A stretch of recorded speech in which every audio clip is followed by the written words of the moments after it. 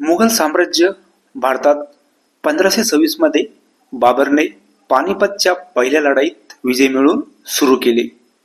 बाबर तुर्क-मंगोल वंशाचा शासक. त्याने 1526 मध्ये पानिपतच्या पहिल्या लढाईत दिल्लीचा सुलतान इब्राहिम लोदीला हरवून मुघल साम्राज्याची स्थापना केली. बाबरने 1526 मध्ये मुघल साम्राज्याची स्थापना केली आणि त्यानंतर ते सुमारे 200 वर्षापेक्षा जास्त काळ टिकले. पानिपतची पहिली लढाई बाबरच्या आक्रमणकारी सैन्य आणि लोधी साम्राज्य दरम्यान 21 एप्रिल 1526 रोजी उत्तर भारतात झाली. या युद्धातून मुघल साम्राज्याची सुरुवात झाली. ही लढाई बंदुकांचा आणि तोफखान्याचा समावेश असलेल्या सुरुवातीच्या लढाईपैकी एक होती. भारतातील मुघल वंशाचा संस्थापक बाबर होता. बाबर आणि त्याचे उत्तराधिकारी मुघल शासक तुर्क आणि सुन्नी मुस्लिम होते. बाबर हा मुघल सम्राट होता ज्याने भारतातील मुघलांच्या सासऱ्याने पादशाही नंतरची सत्ता सांभाळली. बाबर नंतर मुघलांच्या अनेक पिढ्यांनी भारतावर राज्य केले. 1526 पासून मुघलांनी भारताच्या काही भागावर राज्य करण्यास सुरुवात केली आणि 1680 पर्यंत बहुतेक उपखंडावर राज्य केले. त्यानंतर त्यांची झपाट्याने घट झाली, परंतु 1850 पर्यंत ते प्रामुख्याने प्रदेश होते.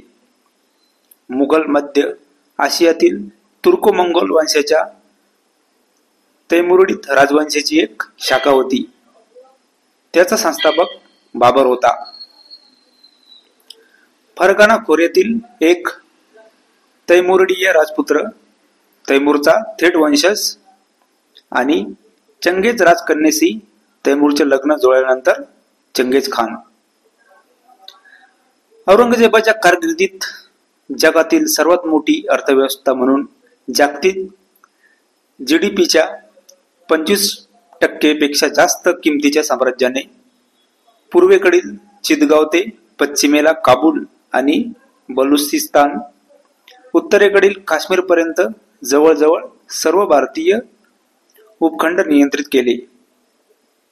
बाबर हा पहिला मुघल सम्राट होता. बाबर नंतर मुघल साम्राज्याचे शासक म्हणून हुमायूं, अकबर, जहागीर, शहाजहा, औरंगजेब आणि बहादूर शाह जफर हे आले. शेवटचा मुघल सम्राट बहादूर शाह जफर होता. तो 1837 मध्ये सिंहासनावर बसला आणि 1857च्या बंडाला मदत केल्याबद्दल ब्रिटिश ईस्ट इंडिया कंपनीने त्याला पकडले आणि रंगून येथे निर्वासित केले, जिथे त्याचा 1862 मध्ये मृत्यू झाला. मुघल साम्राज्याची सुरुवात 1526 मध्ये झाली आणि 1857 मध्ये ते संपले. मुघल साम्राज्य 16व्या शतकात स्थापन झाले आणि 18व्या शतकापर्यंत टिकून राहिले. या साम्राज्याची स्थापना बाबरने केली आणि अकबरच्या काळात त्याचे मोठे विस्तार झाले. मात्र हळूहळू या साम्राज्याची सत्ता कमी होऊ लागली आणि 1857च्या उठावानंतर ते पूर्णपणे संपुष्टात आले.